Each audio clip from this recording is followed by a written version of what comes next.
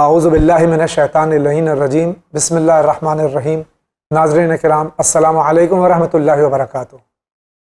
مسائل زندگی میں سب سے پہلے آج میں اپنی جانب سے، اراکین چینل ون کی جانب سے، تمام علماء حق، اپنے مراجع کرام اور خصوصاً اپنے زمانے کے امام حضرت ولی عصر اجل اللہ تعالیٰ فرجہ الشریف کی خدمت میں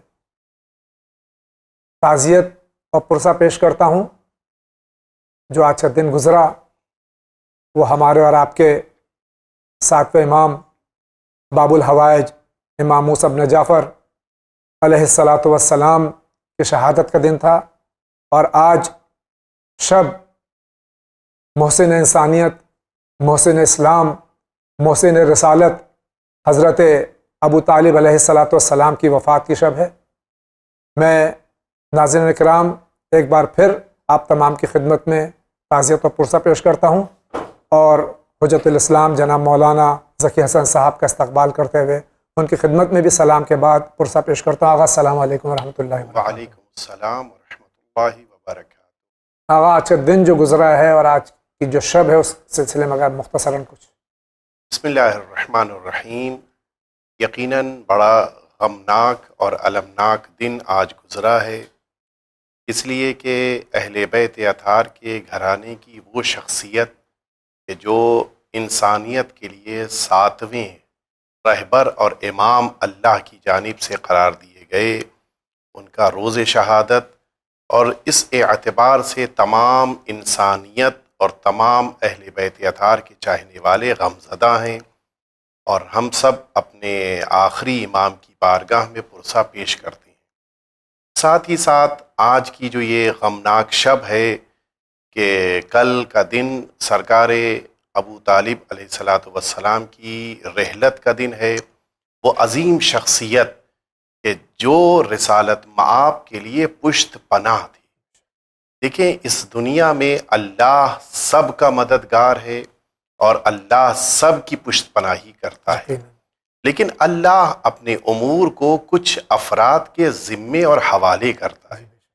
سرکار رسالت مآب کی حفاظت اور ان کی پشت پناہی کی جو ذمہ داری پروردگار نے عطا کی، وہ جناب ابو طالب کو عطا فرمائی، اور اسی لیے جناب ابو طالب کے اس دنیا سے چلے جانے کے بعد اب یہ مکہ معظمہ اتنا زیادہ رسالت مآب کے لیے دشمنوں سے بھرا ہوا محسوس ہونے لگا کہ رسالت مآب کو مکہ معظمہ سے ہجرت فرما کے مدینہ طیبہ تشریف لانا پڑا۔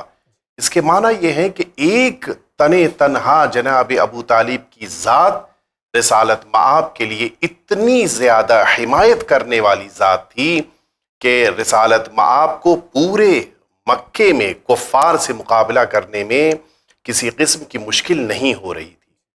ہمیں اس اعتبار سے جناب ابو طالب کے احسانات کو سمجھتے ہوئے جناب ابو طالب کا پرسہ سرکار رسالت مآب کو پیش کرنا چاہیے، اور اس لیے بھی کہ سرکار رسالت مآب کو آپ کی رحلت پر اتنا صدمہ ہوا کہ آپ نے اس سال کو عام الحزن قرار دیا۔ اللہ اکبر۔ عام کہتے ہیں سال کو، حزن یعنی غم۔ پورا سال رسالت مآب نے جناب ابو طالب کے غم کے لیے مخصوص کر دیا۔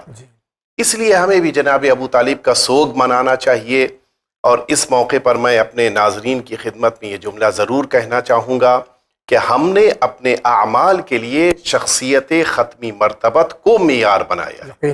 حضور اکرم جن موقعوں پر خوش ہیں ہم بھی خوش ہوتے ہیں، رسالت مآب جن موقعوں پہ غمزدہ ہیں ہم بھی غمزدہ ہوتے ہیں، اور ان غمزدہ ہونے والے موقعوں میں سے ایک موقع جناب ابو طالب کی رحلت کا موقع ہے۔ نہایت ناانصافی ہوگی کہ ہم جناب ابو طالب کی شخصیت پہ حملہ کرتے ہوئے ہم یہ سوچیں کہ ان کے پاس ایمان تھا یا نہیں تھا۔ استغفر اللہ۔ جس رسالت مآب کو اللہ نے اتنا رتبہ دیا کہ آپ کے دست مبارک میں آ جانے والے سنگ ریزے پتھر کے ننھے ننھے ٹکڑے کلمہ توحید کو جاری کریں اور تمام امت سنیں، کیا اس رسالت مآب کے چچا کے لیے یہ گنجائش ہے کہ امت اسلامیہ ان کے بارے میں کفر کی باتیں کہے اور پھر اس کے بعد نئے نئے الزامات عائد کرے. ہمیں توبہ کرنی چاہیے. یہ جناب ابو طالب کے ایمان سے متعلق گفتگو سرکار رسالت مآب پہ حملہ ہے. یقیناً ہم سب کی طرف سے پرسہ ہے سرکار رسالت مآب کی بارگاہ میں. آپ کل کے دن بہت زیادہ تاریخ کی لفظیں بہت زیادہ غمزدہ تھے اور پورے سال آپ نے سوگ منایا. لہٰذا ہم سب کو بھی جناب ابو طالب کے احسان کو مانتے ہوئے مکمل سوگ منانا چاہیے. اور جناب ابو طالب کے سلسلے میں ہم سب کو اپنے اپنے گھروں میں فرش عزا بچھانی چاہیے. آئیے اسی کے ساتھ میں دیکھتے ہیں سب سے پہلا سوال کہاں سے ہے. ہیلو، نسیم فاطمہ بول رہی ہوں بھوپال سے. میرا کوشچن یہ ہے کہ میں یہ جاننا چاہتی ہوں کہ اگر کربلا میں جناب کبریٰ کی شادی جناب قاسم کے ساتھ ہوئی ہے تو پھر جناب کبریٰ کا نام جوڑا جاتا ہے جناب قاسم سے. اس کا مطلب یہ ہے کہ شادی ہوئی تھی یا نہیں ہوئی تھی؟ اگر نہیں ہوئی تھی تو کس سے ہوئی تھی یہ میں جاننا چاہتی ہوں. اور حسن مسنہ سے کس کی شادی ہوئی تھی؟ پلیز اس سوال کا جواب صحیح دیجیے. خدا حافظ. پہلا ہی سوال تاریخی سوال ہے کہ حضرت قاسم ابن الحسن علیہ الصلاۃ والسلام کا عقد یوم ایام محرم میں جب کربلا میں واقعہ وقوع پذیر ہوا، اس میں علماء میں اختلاف ہے، تو یہ نکاح ہوا تھا یا نہیں؟ میں 3 کتابوں کا حوالہ، المجالس الحلبیہ صفحہ نمبر 105 کہ جس کے لکھنے والے خود آیت اللہ العظمیٰ السید محسن بن محمد علی الظاہر الموسوی الحسنی، بڑی جلیل القدر شخصیت گزرے، مرجع تقلید.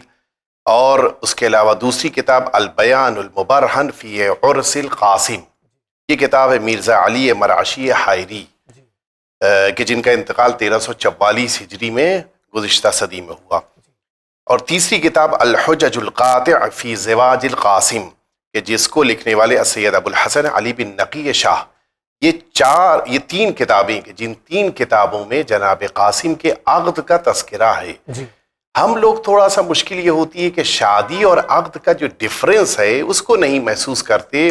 شادی اس جشن کو اور اس خوشی کے ماحول کو کہا جاتا ہے کہ جس کا ایک حصہ عقد بھی ہے.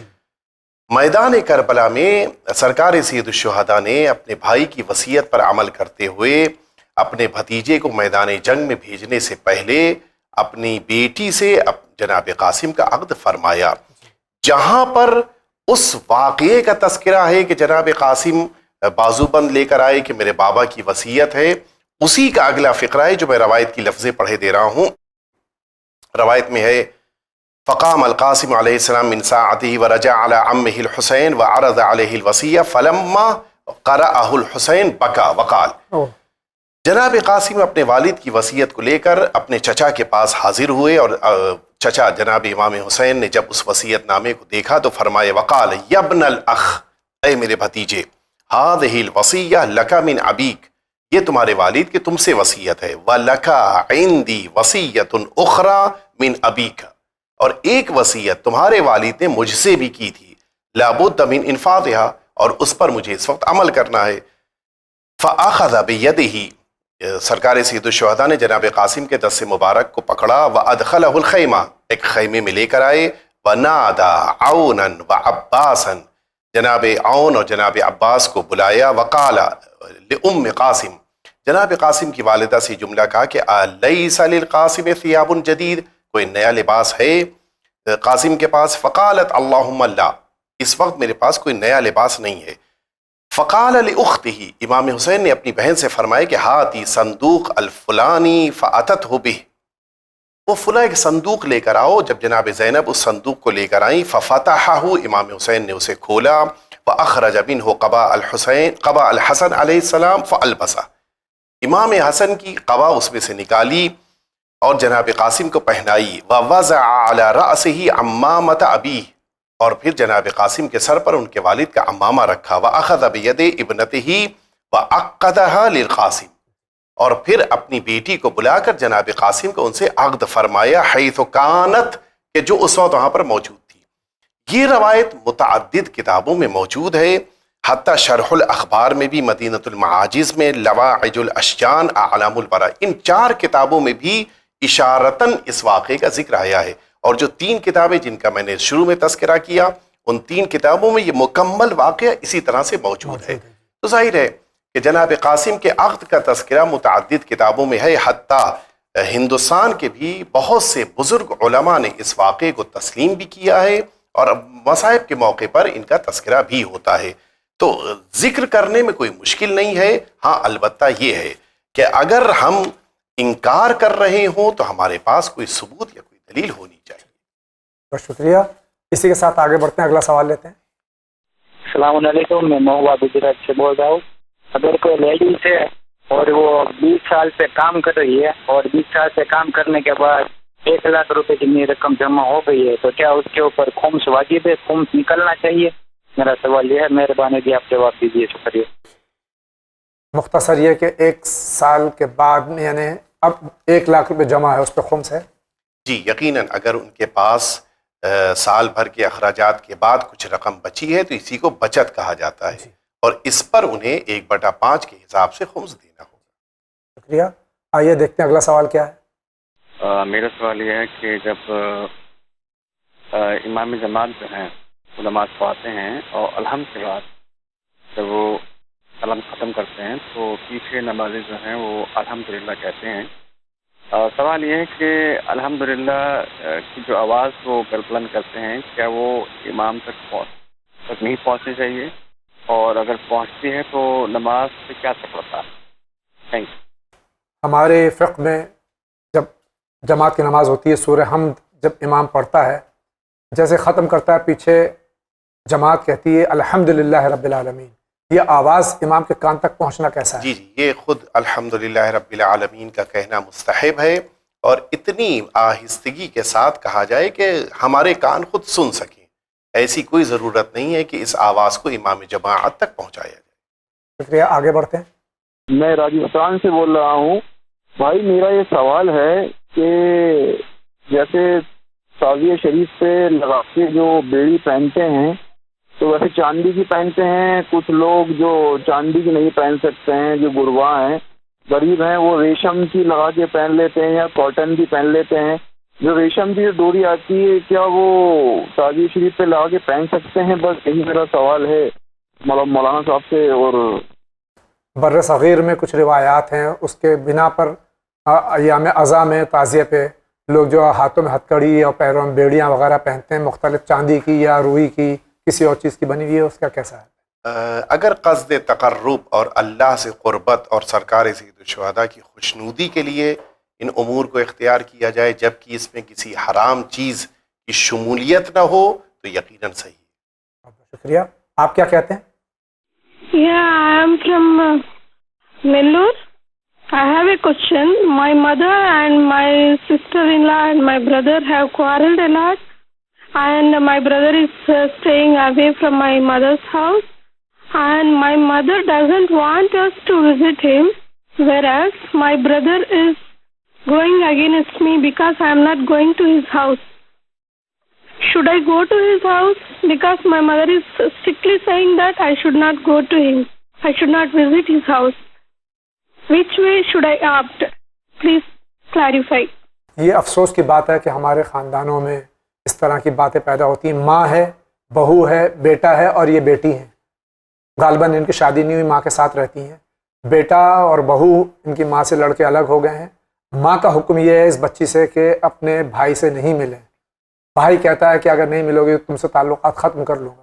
اس بہن کے لیے، اس بچی کے لیے کیا حکم ہے؟ ظاہر ہے کہ اس بچی کو تو ماں کی بات مانتے ہوئے ان کی بات کے مطابق زندگی گزارنی ہے، لیکن انہیں ماں سے یہ گفتگو کرنی چاہیے کہ ہم کو صلہ رحم جو اللہ نے ضروری قرار دیا ہے اس پر عمل پیرا ہوتے ہوئے کم از کم اپنے بھائی سے ایک چھوٹی موٹی ملاقات کی ہی شکل میں یا کم از کم سلام کی ہی شکل میں رابطہ برقرار رکھنے کی اجازت ماں دیں۔ دوسری طرف سے بھائی کو بھی اس بات کو سمجھنا چاہیے کہ بچیاں جب تک شادی شدہ نہیں ہوتی ان کو اپنے والدین کی اطاعت کرنی ہے۔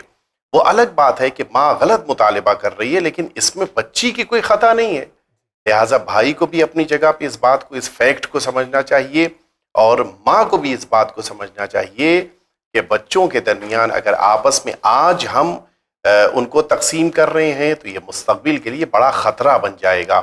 ماں باپ ایک دن دنیا سے جب چلے جاتے ہیں تو پھر ان بچوں کے درمیان جدائیاں اگر پہلے سے ہیں تو بڑھ جاتی ہیں، لہٰذا اپنی زندگیوں ہی میں انہیں ملانے اور ساتھ میں رہنے کا موقع دینا چاہیے۔ تو اگلا سائل کیا کہنا چاہتا ہے؟ میرا سوال ہے کہ کیا ہر مسلمان کو گوشت، مچھلی، انڈا کھانا چاہیے یا نہیں کھانا ضروری ہے یا نہیں؟ ہمارے بھائی کا سوال ہے کہ کیا مسلمان کے لیے گوشت کھانا واجب ہے؟ نہیں، ایسا کچھ نہیں ہے کہ مسلمان کے لیے گوشت کھانا واجب یا لازم ہو۔ ہاں، البتہ انسان اگر کھا رہا ہے تو کھانے میں کوئی مشکل بھی نہیں ہے، حرج بھی نہیں۔ شکریہ، آگے بڑھتے ہیں۔ السلام علیکم، میں سری نگر سے بول رہے کشمیر سے۔ میری سوال یہ ہے، میری بیٹی ہے اور اس کے داماد، میرا داماد ہے، اس میں دونوں میں جھگڑا ہے۔ مجھے اس کے لیے کچھ وظیفے جو میں پڑھوں گی ان کو ایک دوسرے کا محبت ہو جائے۔ یہ بھی عام چیزیں ہو گئی ہیں کہ زن اور شوہر میں جو ہے نا اتفاقی ہوتی ہے، ماں کہہ رہی ہیں کہ میری بیٹی اور داماد میں محبت پیدا ہو جائے، ایسی کوئی بات بتائیے۔ یہ تو بڑا مجمل سا سوال اور مجمل سا مطالبہ ہے، ورنہ بظاہر تو پہلے کوشش یہ ہونی چاہیے کہ ان اسباب کو تلاش کیا جائے کہ جن کی بنا پر ان دونوں کے درمیان یہ ناچاقی ہوئی ہے اور یہ اختلاف پیدا ہوا ہے۔ جہاں تک یہ بات ہے کہ اب بیٹی کو رخصت کرنا چاہ رہی ہیں اپنے شوہر کے گھر اور چاہتی ہیں دوبارہ زندگی شروع ہو جائے، تو اب اللہ سے لو لگائیں، دعائیں مانگیں، اللہ ان دعاؤں کے ذریعے سے ترد البلا، جیسے روایتوں میں آیا ہے، بلاؤں کو ٹال دیتا ہے۔ بے شک، لیکن صرف دعا اور نمازوں ہی کے ذریعے سے نہیں، بلکہ آپ ان اسباب کو پہلے تلاش کیجئے اور ان کو دور کیجئے تاکہ ان کی نئی زندگی دوبارہ شروع ہو سکے انشاءاللہ۔ آپ کیا کہہ رہے ہیں؟ میں دلی سے حسین حیدر رضوی بول رہا ہوں۔ میرا سوال یہ ہے کہ بعض افراد ایسے ہوتے ہیں جو عرصے تک غلط وضو کرتے ہیں، غسل کرتے ہیں، ایون حج بھی کر دیتے ہیں اور نماز روزہ رکھتے ہیں، اور اس تمام عبادات بجا لانے کے بعد پتہ لگتا ہے کہ ان کا غسل وغیرہ، ان کا غسل، وضو، ایون حج بھی۔ یہ واضح سوال تو واضح مکمل نہیں ہے۔ یہ فرما رہے ہیں کہ ایک عمر تک انسان جو ہے غلط وضو یا غلط غسل کے ساتھ میں اعمال بجا لائے، نماز، روزہ، حج تک بجا لائے، اس کے بعد پتہ چلے کہ وضو یا غسل غلط تھا، اس کے لیے کیا حکم ہے؟ جدید فقہی مسائل میں آیت اللہ العظمیٰ غیث الثانی نے مسئلہ نمبر 74 بالکل صاف لکھا ہے کہ دو طرح کے افراد ہوتے ہیں، یا انسان جاہل قاصر ہے یا جاہل مقصر ہے۔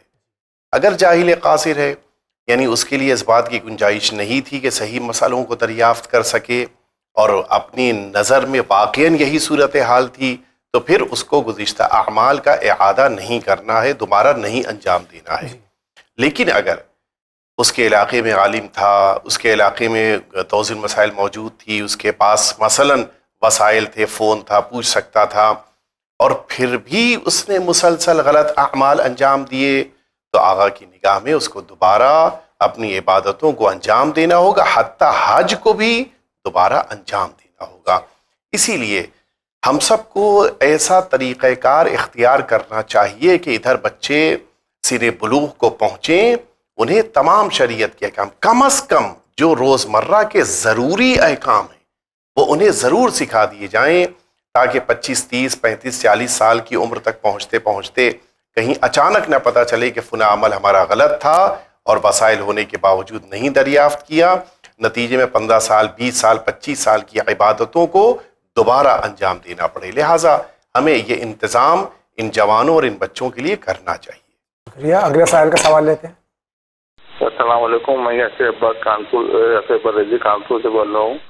میرا یہ دو سوال ہے۔ پہلا سوال ہے کہ ہمارے گھر والے نماز نہیں پڑھتے ہیں اور نماز پڑھنے کے لیے کہتے ہیں تو بھائیوں سے اپنے چچا اور پابندی نماز نہیں پڑھتے ہیں، نماز پڑھنے کہتے ہیں والے سے گزرنے لگتے ہیں، تو اپنے کام سے کام رکھو۔ اور دوسرا سوال یہ ہے کہ میں کمپیوٹر ہارڈ ویئر کا کام کرتا ہوں اور میری جو نہیں ہے پرماننٹ کاروبار نہیں ملتا، روزی نہیں ملتی ہے، جس سے کی وجہ سے بھی گھر والے ہمیں پریشان کرتے ہیں، میں پریشان رہتا ہوں۔ اس کے لیے آپ سے التجا ہے کہ ہمیں کوئی دعا یا کوئی وعد بتا دیجیے کہ ہمیں گھر میں نماز پڑھنے لگے اور ہمارا کاروبار روزی میں ہمیں ترقی ہو جائے۔ خدا حافظ۔ دو سوال ہیں ہمارے بھائی کے۔ پہلا سوال تو یہ ہے کہ گھر کے افراد نماز نہیں پڑھتے، یہ تاکید کرتے ہیں تو برا مانتے ہیں، اپنے کام سے کام رکھو کہتے ہیں۔ جی دیکھیں، قرآن مجید نے صاف طور پر یہ بات کہی ہے کہ تم خود کو اور اپنے گھر والوں کو، اپنے بال بچوں کو، اپنے رشتہ داروں کو جہنم کی آگ سے بچاؤ۔ یعنی یہ ذمہ داری ہم سب کی ہے. ہم خود سیدھے اپنے کو نجات دلا کے جنت میں لے کر چلے جائیں، یہ بہت بڑا کمال نہیں ہے. کمال یہ ہے کہ ہم اپنے اطرافیان، اپنے رشتہ داروں، اپنے خاندان والوں کو بھی لے کر جنت میں جائیں. لہٰذا ہم سب کو کوشش کرنی چاہیے کہ ایک دوسرے کی تبلیغ، ایک دوسرے کو نصیحت کرتے ہوئے، ایک دوسرے کے درمیان اچھے اعمال کو بیان کرتے ہوئے نیکیوں کی طرف لے کر آئیں. دوسرا سوال ان کا یہ ہے کہ یہ پریشان ہے، خود نمازی ہیں لیکن روزگار میں پریشان ہیں. دیکھیں، جہاں تک رزق اور روزی کی بات ہے، پروردگار عالم اپنے بندوں ہی کو آزماتا ہے. جی.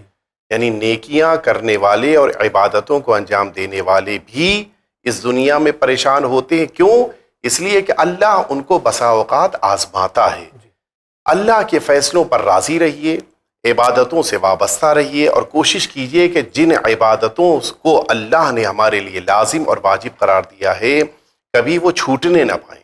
اب ان سب کے بعد بھی اگر ہمارے لیے مثلا رزق کے دروازے نہیں کھل رہے ہیں تو اللہ پر ڈال دیجئے. ایک دن وہ آئے گا کہ جس دن آپ بہترین انسان کی شکل میں اپنی آسودہ اور بہترین زندگی گزاریں گے انشاءاللہ. اگلا سوال کیا کہہ رہے ہیں؟ میرا سوال یہ ہے کہ اگر ہمیں امام زمانہ کی ملاقات کرنی ہے تو ہمیں کون سے طریقے اپنانے چاہیے اور کون سے طریقے ہم ایسے اپنائیں جس سے ہم امام سے مل سکے؟ لہٰذا میں نے یہ سنا ہے کہ اگر شرابی ہے تو اس کو بھی امام کی ملاقات ہوتی ہے، تو ہم تو اس کے چاہنے والے ہیں، تو کیا ہمیں امام کی ملاقات نہیں ہوگی؟ میرا سوال یہ ہے. خدا حافظ. ہر مومن کی تمنا ہے کہ اپنے زمانے کے صاحب، اپنے زمانے کے ولی العصر حضرت امام زمانہ عجل اللہ تعالیٰ فرجہ شریف سے ملاقات کرے. متمنی ہوتا ہے انسان، اس کے لیے کیا کرنا چاہیے؟ سرکار ولی عصر عجل اللہ تعالیٰ فرجہ شریف نے خود یہ بات کہی ہے کہ اگر لوگ ایک دل ہو کر اللہ کی اطاعت میں یکجٹ ہو کر آگے بڑھ رہے ہوتے تو ہماری ملاقات میں تاخیر نہ ہوتی. بے شک. یعنی اس کے معنی ہے کہ ہم اللہ کی اطاعت میں مصروف رہیں، اللہ کی بندگی اپنا شیوا بنا لیں. خود بخود اگر حضرت پسند فرمائیں گے تو ہمیں یہ سعادت ملے گی کہ ہم آقا کے قدموں پر اپنے سروں کو رکھ سکیں. لیکن ہاں، جہاں تک یہ بات ہے کہ ایک اس انسان کی جو گناہ گار ہے اس کی ملاقات حضرت سے ہو رہی ہے اور ہم نہیں کر پا رہے ہیں، تو حقیقت یہ ہے کہ مولا ایسے افراد کو کبھی کبھی اپنی زیارت کا شرف دے کر ان کے اندر وہ عظیم انقلاب پیدا کر دیتے ہیں کہ جس کے بعد پھر یہ انسان اللہ کا نیک اور مخلص بندہ بن جاتا. متعدد واقعات ہیں کہ جن واقعات میں ناکارہ افراد حضرت کی ملاقات کے بعد بہترین انسان بن گئے. تو اس کے معنی ہے کہ حضرت کی طرف سے یہ بھی ایک لطف ہے کہ انسان کو اچھا بنانے کے لیے اپنی زیارت کا شرف دیتے ہیں. ہماری ذمہ داری ہے ہم خود کو اچھا بنائیں اور یقیناً ایک وہ دن آئے گا کہ جس دن ہم سب آقا کے نور، آقا کے چہرے پر نور کی زیارت کرنے کا شرف حاصل کریں انشاءاللہ. آگے بڑھتے ہیں. میرا سوال یہ ہے کہ اگر کوئی ہمارے رشتے دار ہے اور وہ نماز نہیں پڑھ رہے اور ہم نے اس کو کتنا سمجھایا لیکن پھر بھی وہ نماز نہیں پڑھتے تو ہمارا اس کے ساتھ کیسا ریلیشن ہونا چاہیے؟ یعنی کہ کیسا ورتاؤ ہے کہ ہم اس سے بات کریں یا نہ کریں؟ یہاں تک کہ میں نے یہ حدیث میں بھی سنا ہے کہ اگر کوئی نماز روزہ نہیں کر رہا ہے تو اس کے میت میں بھی نہیں جانا چاہیے. تو میرا سوال یہ ہے کہ اگر وہ نماز نہیں پڑھتے تو ہمارا دھیرے دھیرے اس کے ساتھ کیسا ہونا چاہیے؟ خدا حافظ. شکریہ. اس سوال کا بھی آپ نے جواب دیا، لیکن جو اگلا حصہ وہ آپ اس کو بتا دیجئے کہ یہ فرما رہے ہیں کہ جو بے نمازی ہے اس کو تاکید کرنے کے بعد میں بھی کہیں انہوں نے سنا ہے کہ پھر اس کی میت میں بھی نہیں جائے. جی، قو انفسکم و اہلیکم نارا، قرآن مجید کہہ رہا ہے کہ خود کو اور اپنے اہل و عیال کو جہنم کی آگ سے بچاؤ. یہ جو حکم اس طرح کا ہماری روایات میں وارد ہوا کہ مثلا سلام نہ کرو، مثلا اس سے رفت و آمد نہ رکھو، مثلا اس کے دسترخوان پہ نہ بیٹھو، یہ سب صرف اس لیے ہیں تاکہ اسے متوجہ کرایا جائے کہ تمہارا یہ عمل کہ جو نماز کے ترک کرنے کی شکل میں ہے وہ اللہ کی ناراضگی کا سبب ہے. لہٰذا جب اللہ ناراض ہے تو میرا بھی تم سے کوئی رشتہ نہیں ہے. لیکن یہ سب اعمال اس وقت ترک کرنا ہے کہ جب ہمارا یہ سب کرنا اس کے گناہ میں مددگار ثابت ہو رہا ہو. لیکن اگر ایک نارمل سچویشن ہے، بھوکا ہے، ہم کھانا نہیں کھلائیں تو ایسا نہیں ہے.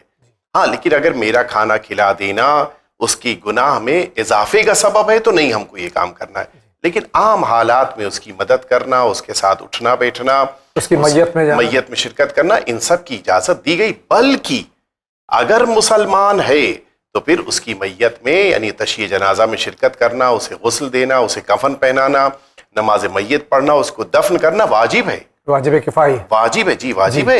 یعنی اس اعتبار سے کہ سب پر واجب ہے، اگر ایک نے کر لیا تو بقیہ سے معاف ہو جائے گا، ورنہ صرف نماز کے ترک کر دینے کی بنا پر ہم اس کی میت کو بغیر غسل و کفن کے نہیں چھوڑ سکتے، دفن کرنا واجب ہے. شکریہ، آگے بڑھتے ہیں.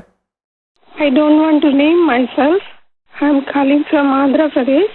I have a question. I'm a central government employee. My brothers are well enough. They are earning properly and they are good enough. They are earning more than me and they are in a good position. I'm the eldest of my family and my mother is saying that I have to give a minimum of amount from my salary to her. Is it required? And because I am not giving with my will and wish. Earlier I used to give, till my marriage I gave my total earning to them only, to my mother, ma'am and my family members. Now she is demanding and my children are growing up. I have to take care of my family. But with that much of a I'm not that much interested to give money to her. Am I right or wrong? Please clarify. یہ خاتون ہیں، عورت ذات ہیں، ان پر یوں بھی واجب نہیں ہے، لیکن یہ اپنے والدہ کی اور اپنے گھر والوں کی، بہن بھائیوں کی کفالت کرتی تھی. لیکن اب شادی شدہ ہیں، ان کی بھی اولاد ہے، اور اگر یہ اب مدد نہیں کرتی ان کی تو کیا شریعت کے روح سے یہ گناہ گار ہیں؟ نہیں، دیکھیں، اگر واقعی طور کے اوپر ماں باپ کے پاس اتنی رقم نہیں ہے کہ جس رقم سے وہ زندگی گزار پائیں، تو جس رقم پر ان کا خود کا اختیار ہے اس رقم سے ماں باپ کی زندگی گزارنے بھر کا خرچہ دینا ان کے لیے ضروری ہو جائے گا. لیکن اگر وہ رقم ان کے شوہر کی ہے تو پھر اس پر شوہر کا اختیار ہے، اس سے پوچھ کر انہیں اپنے ماں باپ کو دینا ہے. لیکن یہ اس وقت ہے جب ماں باپ کی صورتحال اتنی نازک ہو چکی ہو کہ ان کے لیے زندگی گزارنا کسی اور صورت میں ممکن نہ ہو. تو اس صورت میں بیٹی کو اتنا پیسہ اپنے مال میں سے دینا ضروری ہوگا تاکہ ان کی زندگی گزر سکے. شکریہ، اگلا سوال لیتے ہیں. میں پنویل سے بول رہی ہوں. میں آپ کا پروگرام دیکھتی ہوں، ماشاءاللہ مجھے بہت سکون ملتا ہے، اور مجھے 2-3 سوالات کرنا ہے. میں نے نیت کری ہوں عمرہ شریف جانے کی. میرے 2 لڑکے ہیں اور اس میں دونوں کی عمر کم ہے، ایک 10 سال کا ہے، ایک 4 سال کا ہے، اور میرے شوہر میرے ساتھ میں نہیں آ سکتے. تو کوئی مجھے کہتا ہے کہ تیرا عمرہ نہیں ہو سکتا، تو عمرہ نہیں جا سکتی. یہ لڑکے مطلب کوئی ساتھ میں رہنا ضروری ہے وہاں پہ، جیسے شوہر ہے یا کوئی جیسے کوئی اولاد، بڑی اولاد ہے تو وہ ساتھ میں رہنا ضروری ہے. تو ویسے مطلب میرا شوہر بھی نہیں آ سکتا ہے اور میرے دونوں لڑکے کی عمر کم ہے، تو میرے پڑوسی جاتے ہیں. میرے پڑوسی کے ساتھ میں جا سکتی ہوں کیا؟ میں نے بہت دل سے امید سے میں نے نیت کری ہوں کہ انشاءاللہ مطلب میرا جانا ہو وہاں پہ. تو آپ ذرا بتائیے کہ مطلب ایسا ہو سکتا ہے کیا؟ بس. اور میں آپ سے دین چینل سے میں جڑنا چاہتی ہوں، مجھے بہت اچھا لگتا ہے، دیکھتی ہوں، میں دن بھر بیٹھ کے دیکھتی ہوں. ماشاءاللہ جو میں دین کی باتیں آدھا جانتی تھی تو اس کی وجہ سے میں تھوڑا اور کچھ جاننا سیکھی ہوں. ان کا سوال یہ ہے کہ یہ عمرہ جانا چاہتی ہیں، بچے چھوٹے ہیں، لڑکے ہیں، شوہر نہیں جا سکتے ہیں. کچھ لوگ یہ کہتے ہیں کہ بغیر محرم کے نہیں جا سکتی، پڑوسی جا رہے ہیں ان کے ساتھ کیا جا سکتی ہے؟ شریعت کا کیا حکم ہے؟ پہلی بات تو میں یہ کہہ دوں کہ پڑوسی محرم نہیں ہے. جی، اگر یہی بات ہے کہ محرم کے بغیر نہیں جا سکتی تو پڑوسی بھی تو محرم نہیں ہے، وہ بھی تو نامحرم ہے. دوسری بات، ایسی کوئی شرط ہماری شریعت میں نہیں ہے. جی، یعنی اسلام میں ایسی کوئی شرط نہیں ہے کہ محرم کے ساتھ ہی عمرے پر جانا ہے. جی، ہاں، یہ الگ بات ہے کہ کبھی کبھی سفر کی صعوبتیں اور مشکلات و سختیاں یا ضرورتیں ایسی ہوتی ہیں کہ جن مواقع پر خاتون کو یا خواتین کو اپنے کسی بھائی یا شوہر یا والد کسی کی ضرورت محسوس ہو، تو ایسے موقع کی نزاکت کو دیکھتے ہوئے یہ بات کہی جاتی ہے کہ محرم کے ساتھ جائیں. اور شاید اسی لیے قانون ملک نے بنایا ہے، سعودی عرب نے، کہ محرم کے بغیر نہ آئیں، ورنہ اس کا تعلق شریعت سے نہیں ہے۔ آپ یقیناً جائیے، عمرے پر ضرور تشریف لے جائیں، اور آپ اپنے خاندان کے افراد، مثلاً آپ کی اور بہنیں اگر کوئی ہوں جا رہی ہوں، آپ کے اور اعزاء اقارب جا رہے ہیں، ان کے ساتھ جا سکتی ہیں، ضرور جائیے۔ اور جب آپ جائیے گا تو وہاں پر 6 بڑی زیارتیں، یعنی مکہ معظمہ میں اللہ کا گھر ہے، یہ بہت بڑی بارگاہ ہے، خود مدینہ طیبہ میں رسالت مآب کی یہ مسجد ہے، اس مسجد میں روضہ پیغمبر ہے، ضرور زیارت کیجیے گا۔ اور اسی روضہ پیغمبر کے پہلو میں صدیقہ طاہرہ حضرت فاطمہ الزہرا صلوات اللہ وسلامہ علیہا کی قبر مطہر ہے، کہ جو ہمارے لیے زیارت کرنا اس وقت ممکن نہیں ہے، لیکن وہاں آپ زیارت ضرور پڑھیے گا۔ جنت البقیع پہ 4 عظیم المرتبت اماموں کی قبریں ہیں، ان قبروں پر ضرور حاضر ہوئیے گا۔ اور جنت المعلا جو مکہ معظمہ میں ہے، یہاں بھی اہل بیت اطہار کی شخصیتیں دفن ہیں، ان بارگاہوں میں آپ ضرور جائیے گا، تاکہ آپ جس عمرے کو اللہ کی عبادت کے طور پہ انجام دینے جا رہی ہیں اس کا وزن بڑھ جائے اور اللہ آپ کی عمرے کو قبول کر لے۔ وہاں ہم سب کے لیے بھی ضرور انشاءاللہ دعا کیجیے۔ انشاءاللہ آگے بڑھتے ہیں۔ السلام علیکم، میں قمر عباس ملک سری نگر کشمیر سے بول رہا ہوں۔ ہم سب چینل ون کے عہدیداروں اور کرام کے شکر گزار ہیں جو ہمیں اس چینل کے ذریعے دین اسلام کی حقیقی اصولوں سے روشناس کراتے ہیں۔ آگاہ سے سوال ہے کہ مولانا امیر المومنین علی بن طالب سے امام حسن عسکری تک سب بیتوں یعنی فرزند سے سلسلہ امامت رائج ہوا، لیکن امام حسن مجتبیٰ کے بارے میں یہ سلسلہ کیوں نہیں چلا؟ حالانکہ امام حسن مجتبیٰ کے فرزند بڑے جلیل القدر فاضل متقی پرہیزگار تھے، جیسے زید بن حسن یا حسن مصنع۔ معتبر تواریخ کی پس منظر میں تفصیلی جواب دینا۔ وسلام۔ یہ ہمارے بھائی سوال کر رہے ہیں کہ نسل امامت جو ہے حسنین کریمین علیہ الصلوۃ والسلام میں بقول ان کے صرف امام حسین علیہ الصلوۃ والسلام کی نسل سے کیوں چلی، سرکار امام حسن علیہ الصلوۃ والسلام کی نسل سے کیوں نہیں چلی؟ دیکھیں، یہ تو صحیح ہے کہ اللہ نے جس نسل امامت کو سید عالمیان اور سرکار امیر المومنین کے خاندان میں قرار دیا، وہ نسل امامت امام حسین ہی کے ذریعے سے چلی اور آخری امام تک آج تک باقی ہے۔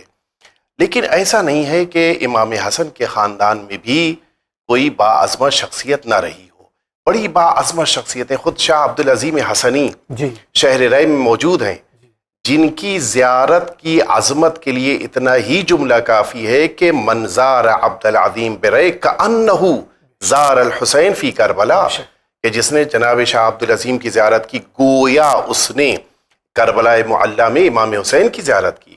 تو اللہ نے امامت اس خاندان میں قرار دی ہے، اور عظمت اور شرافت تو اس خاندان کے پاس بھی ہے۔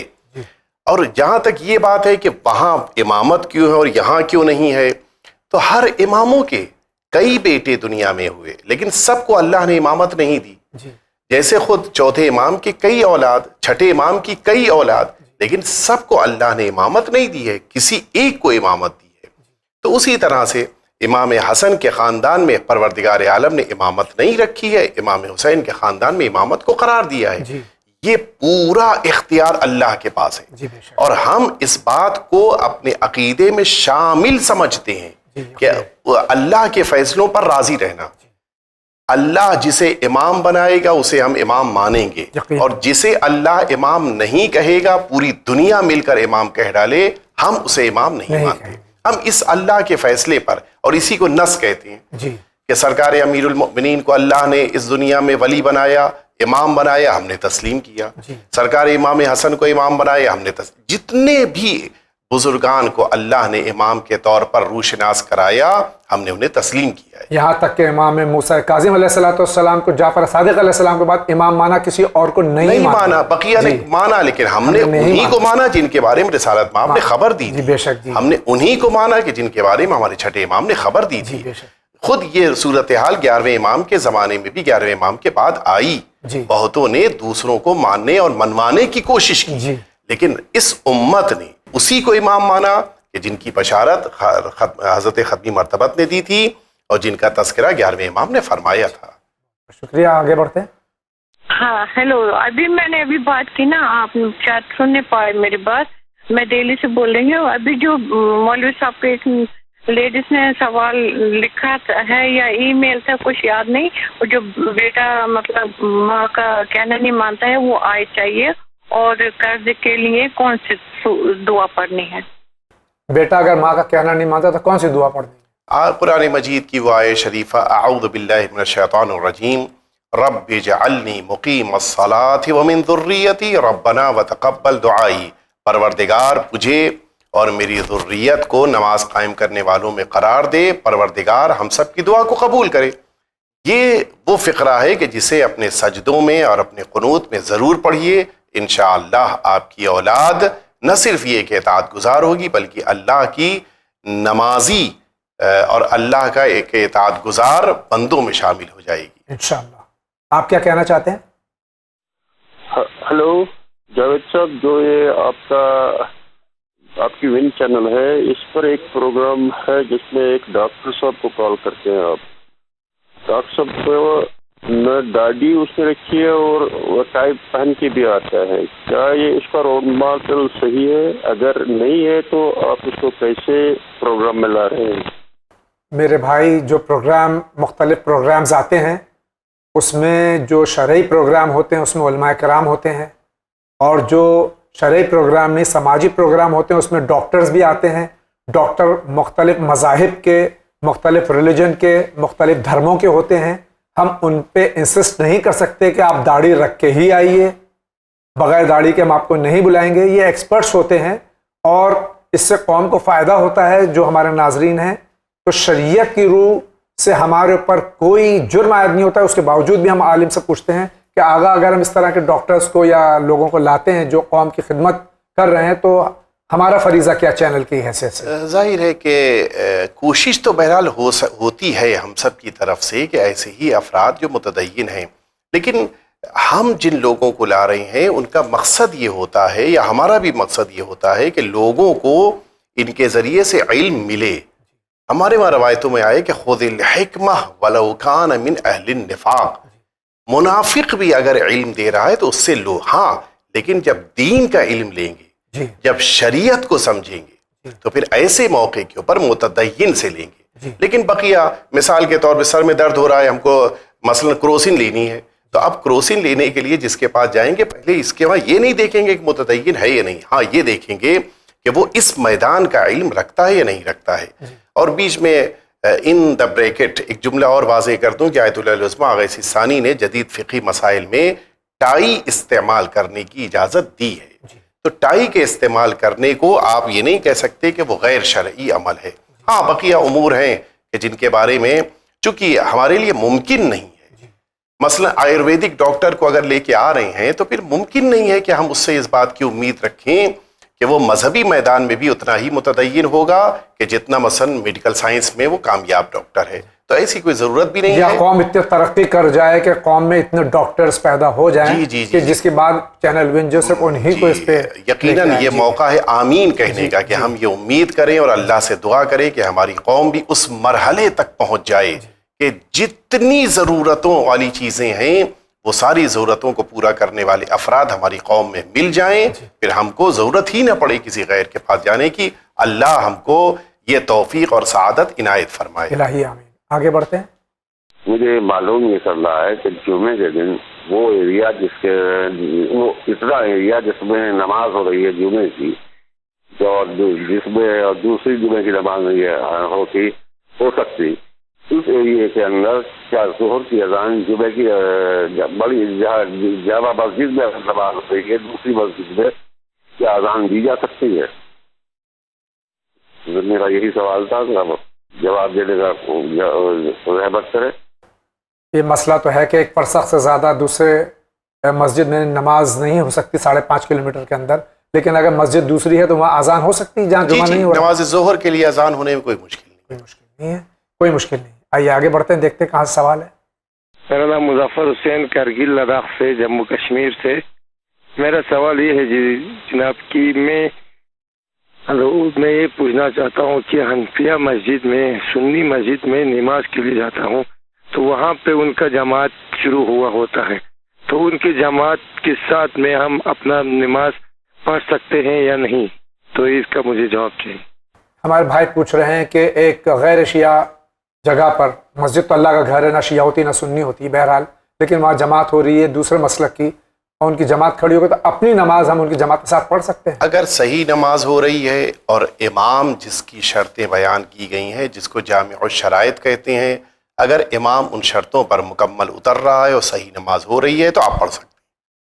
بہت بہت شکریہ، آگے بڑھتے ہیں۔ میں یہ پوچھنا چاہتا ہوں، جو وقف کی سمپتی ہوتی ہے وہ اگر ہے تو پہلے کس کو دینی چاہیے، وہ یہاں کو یا غیر مسلموں کو؟ یہ سوال بھی سمجھ میں نہیں آیا کہ وقف کی سمپتی جو ہوتی ہے، پراپرٹی جو ہوتی ہے، مسلمان کو دینی چاہیے یا غیر مسلم؟ حسن، وقف کی سمپتی کو دینے کا سوال ہی نہیں ہے۔ اگر وقف ہے جی تو جن لوگوں پر وقف ہے اور جن لوگوں کے استعمال کے لیے وقف کی گئی ہے وہی استعمال کریں گے۔ شکریہ، اگلا کوشچن لیتے ہیں۔ جی السلام علیکم، میں دہلی سے عالم رضوی بول رہا ہوں۔ جی میرا سوال یہ ہے، میں یہاں دہلی میں سولس کی تیاری کر رہا ہوں، بٹ میں یہاں جس روم میں رہ رہا ہوں اس میں ہم 4 لوگ رہتے ہیں، تو وہ 3 لوگ جو ہیں وہ غیر مسلم ہیں، اور آپ سمجھ سکتے ہو کہ مسلم اور غیر مسلم ہونا تھوڑا ڈفرینٹ ہے، تو وہ لوگ کافی کچھ بولتے ہیں، کہتے ہیں، تو اس لحاظ سے مجھے کیا کرنا چاہیے؟ جیسے میں نماز پڑھتا ہوں تو وہ نماز وغیرہ کو تو کچھ نہیں کہتے، بٹ ایک مسلم کو طور کو لے کے کہ ایسا ہے ویسا ہے یا سم تھنگ لائک دیٹ، تو آپ سمجھ سکتے ہیں کہ میں یہاں پہ مطلب ہوں تو بولتے رہتے ہیں، تو اب آپ اس کیس میں بتائیے گا کہ میں کیا کر سکتا ہوں، اور کہ مجھے چھوڑ دینا چاہیے، نہیں چھوڑنا چاہیے؟ فائنینشیل پرابلم کی وجہ سے میں ان کے ساتھ رہ رہا ہوں کہ میں دوسرا روم شیئر نہیں کر سکتا، اکیلے رہ کر رہ نہیں سکتا، اسی وجہ سے میں شاید کر رہا ہوں، تو آپ سمجھ سکتے ہیں میری پرابلم۔ یہ ایسی جگہ پہ دہلی میں رہتے ہیں کہ جہاں ان کے ساتھ میں اور مختلف مذاہب کے لوگ رہتے ہیں، وہ اعتراض کرتے ہیں بار بار ان پر، اور یہ کمرہ چینج نہیں کر سکتے۔ نہیں دیکھیں، یہ تو بڑا اچھا موقع ہے ان کو اسلام کی صحیح تصویر پیش کرنے کا۔ آپ نماز پڑھتے ہیں تو بتائیے نماز کیا ہے، آپ مثال کے طور پہ قرآن مجید کی تلاوت کر رہے ہیں تو ان کو بتائیے کہ یہ کیا ہے۔ دیکھیے، بہت سے لوگ اس لیے مخالفت کرتے ہیں کہ ان کو حقیقت کا علم نہیں ہے۔ جیسے جیسے حقیقتوں کا علم ہوتا جاتا ہے دل قریب آتے ہیں۔ آپ کو بہترین موقع ملا ہے، آپ اسلام کی صحیح پکچر، صحیح تصویر ان کے سامنے پیش کیجئے۔ نہ اس بات کو مانا جائے کہ وہ آپ کے مذہب کو قبول کرے، لیکن کم از کم وہ آپ کے مذہب کو صحیح ماننے لگیں گے۔ آپ ایک بہت اہم کام تبلیغ کی دنیا میں کر سکتے ہیں جو شاید اس وقت اللہ آپ سے لینا چاہ رہا ہے۔ آپ یہ کام ضرور کیجئے، آپ معلومات دین کی حاصل کیجئے اور دوسروں تک پہنچائیے، شاید آپ کے ذریعے سے ان افراد کو بھی اللہ نجات کی برکت عطا فرما دے۔ اگلا سائل کیا کہنا چاہ رہے ہیں؟ جی میں محمد ریاض بول رہا ہوں ساکنی یو پی سے۔ میرا سوال یہ ہے کہ میں نے اپنے بچوں کا عقیقہ کیا حال ہی میں، تو میں سادات سے نہیں ہوں، میں نے سادات سے ملنے جلنے والوں کو اپنے عقیقے میں، بچوں کے عقیقے میں ان کو دعوت دی، تو انہوں نے آنے سے اعتراض کیا اور آئے نہیں، انکار کیا، اور یہ کہتے انکار کیا کہ عقیقے کا گوشت ان پر حرام ہے، یہ صدقہ ہے۔ اس کو واضح کریں کہ یہ بات صحیح ہے کہ غلط ہے۔ شکریہ، السلام علیکم۔ غیر سادات کا عقیقے کا گوشت سادات کھا سکتے ہیں؟ یقیناً کھا سکتے ہیں، کھا سکتے ہیں، یقیناً کھا سکتے ہیں۔ یہ ہمارے یہاں ایک غلط فہمی ہے، ناسمجھی ہے، ایسا کچھ نہیں ہے کہ غیر سادات کے عقیقے کا گوشت سادات نہیں کھا سکتے، یقیناً کھا سکتے ہیں۔ آئیے اسی کے ساتھ آگے بڑھتے ہیں۔ میں کولکاتہ سے بول رہا ہوں، میرا نام ہے محمد فیصل خان۔ میرا سوال یہی ہے، جو گاؤں میں تازیہ بنایا جاتا ہے وہ بنانا اجازت ہے یا نہیں؟ میرا یہی سوال ہے، میرا سوال جلد سے جلد دیجیے، میں 1 ہفتہ سے ٹرائی کر رہا ہوں۔ جو اللہ کے رسول حضرت محمد مصطفیٰ صلی اللہ علیہ وآلہ وسلم سے حقیقی محبت رکھتے ہیں، ان کی اولاد سے حقیقی محبت رکھتے ہیں، وہ سرکار سید الشہداء امام حسین علیہ الصلوۃ والسلام کی اعضاء میں مختلف قسم کے رسومات کرتے ہیں، جیسے تعزیہ وغیرہ۔ آج کچھ لوگ ایسے ہیں کہ جو اس کی مخالفت کرتے ہیں۔ ہمارا بچہ یہ پوچھ رہا ہے کہ تعزیہ شریعت میں جائز ہے یا نہیں؟ بالکل واضح سی بات ہے، ہم مسجد بناتے ہیں یا نہیں بناتے ہیں؟ جی، اگر مسجد خانہ کعبہ کی شبیہ ہے اور اس کا بنانا نہ صرف یہ کہ جائز بلکہ عبادت ہے، اللہ کا گھر بنانا شبیہ بنا رہے ہیں، اس لیے کہ مسجدیں خانہ کعبہ کی شبیہ ہیں، یقیناً۔ تو جب مسجدوں کا بنانا صحیح ہی نہیں بلکہ عبادت ہے تو پھر بدرجہ اولا ہم یہ بات کہہ سکتے ہیں کہ سرکار سید الشہداء کے حرم مطہر کی شبیہ تعزیے کی شکل میں بنانا جائز ہے۔ اگر کوئی اسے جائز نہیں کہتا، جائز نہیں مانتا، تو پھر اسے مسجدیں بھی نہیں بنانی چاہیے. اگر مسجد بنانا وہ صحیح سمجھتا ہے تو وہ تعزیہ بنانے والوں پر اعتراض نہیں کرنا چاہیے. آئیے دیکھتے ہیں اگلا سوال کہاں سے. میں الہ آباد سے بول رہا ہوں، میرا نام حسین ہے. میں یہ جاننا چاہتا ہوں کہ اگر اپنی ممی کی نماز جو قضا نماز ہے اسے پڑھوانا چاہتا ہوں، انڈیا کے اندر کیا کوئی ایسا مقصد یا کوئی ایسا انسٹیٹیوٹ ہے جہاں پہ یہ نمازیں ہو سکتی ہوں، قضا نمازیں، جس کی بائی پیمنٹ مطلب کچھ بھی پیمنٹ ہو اس کا ایسا کر کے ہم کر سکتے ہیں کیا؟ یہ ہمارے بھائی سوال کر رہے ہیں نماز اجارہ کے سلسلے میں کہ ان کی والدہ مرحومہ کی یہ نمازیں پڑھوانا چاہتے ہیں، تو کوئی ایسا ادارہ ہے یا ایسا کوئی شخص ہے کہ جو یہ نمازیں ادا کر سکے؟ دیکھیں، پہلی بات تو یہ کہ اگر آپ خود پڑھیں گے تو یقیناً والدہ آپ سے راضی ہوں گی اور زیادہ خوشحال ہوں گی، اور ظاہر ہے کہ اللہ زیادہ اجر بھی دے گا اور زیادہ اعتبار اور بھروسہ بھی ہوگا. لیکن اگر آپ کسی سے پڑھوانا چاہ رہے ہیں تو پہلے یہ دریافت کر لیں کہ کون پڑھ رہا ہے، صحیح قرات ہے یا نہیں ہے، اور اتنا امانت دار ہو کہ 1 سال کی مثلاً اگر نماز ہے تو مکمل 1 سال کی نماز کو پڑھے. اس لیے لہٰذا صرف ایسے ہی کسی کو کہہ دینے پر نہ دیجیے، بلکہ اچھی طرح سے اطمینان ہو جانے کے بعد دیجیے، اور پھر دریافت بھی کرتے رہیے کہ اس نے نماز پڑھی ہے نہیں پڑھی ہے. جہاں تک یہ بات کہ کوئی ادارہ یا کوئی ایسی انجمن یا کمیٹی، تو ایسا کوئی ادارہ یا کوئی ایسی انجمن یا کمیٹی نہیں ہے. ہاں البتہ افراد ضرور ہیں، آپ ان سے ملاقات کر کے ان سے دریافت کر کے اور جب بھروسہ ہو جائے تو ان کو یہ ذمہ داری دے سکتے ہیں. بہت بہت شکریہ، آگے بڑھتے ہیں. میرا نام محمد مہدی ہے. میرا سوال یہ ہے کہ سورج کی روشنی سے گرم ہوئے پانی سے کیا وضو کیا جا سکتا ہے؟ اور دوسرا سوال یہ کہ میرے اگر گھر کے بازو میں مسجد ہے اور گھر مسجد میں خطبہ چالو ہے تو کیا گھر کی لیڈیز خطبہ چالو ختم ہونے کے پہلے نماز پڑھ سکتی ہے کہ نہیں؟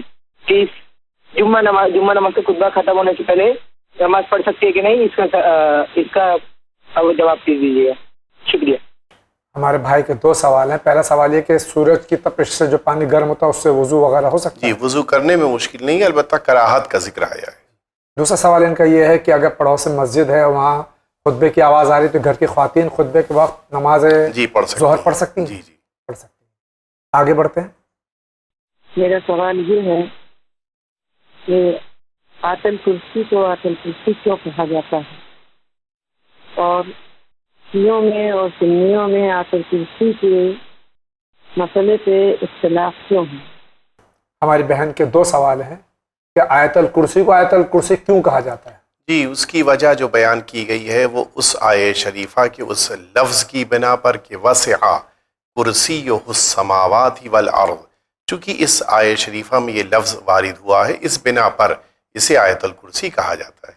دوسرا سوال ان کا یہ ہے کہ برادران اہل سنت میں اور اہل تشیع میں آیت الکرسی میں جی اس میں ایک فرق ہے. ہمارے وہاں آیت الکرسی 3 آیتوں کے مجموعے کا نام ہے کہ جس میں پہلی آیت جو ابتدا ہوتی ہے اللہ لا الہ الا ہو، یہاں سے آیت شریفہ شروع ہوتی ہے، اور پھر وہ تیسری آیت شریفہ کہ اللہ ولی الذین آمنوا یخرجہم من الظلمات الی النور والذین کفروا اولیاؤہم الطاغوت یخرجونہم من النور الی الظلمات اولئک اصحاب النار ہم فیہا خالدون. یہاں پر آ کر یہ آیت الکرسی مکمل ہوتی ہے. لیکن بقیہ بعض برادران کے وہاں یہ آیت شریفہ پہلی ہی آیت شریفہ پر بات ختم ہو جاتی ہے کہ جو اللہ ولی الذین اللہ لا الہ الا ہو، یہ آیت جیسی ختم ہوتی ہے آیت الکرسی کو اس پر مکمل سمجھا جاتا ہے.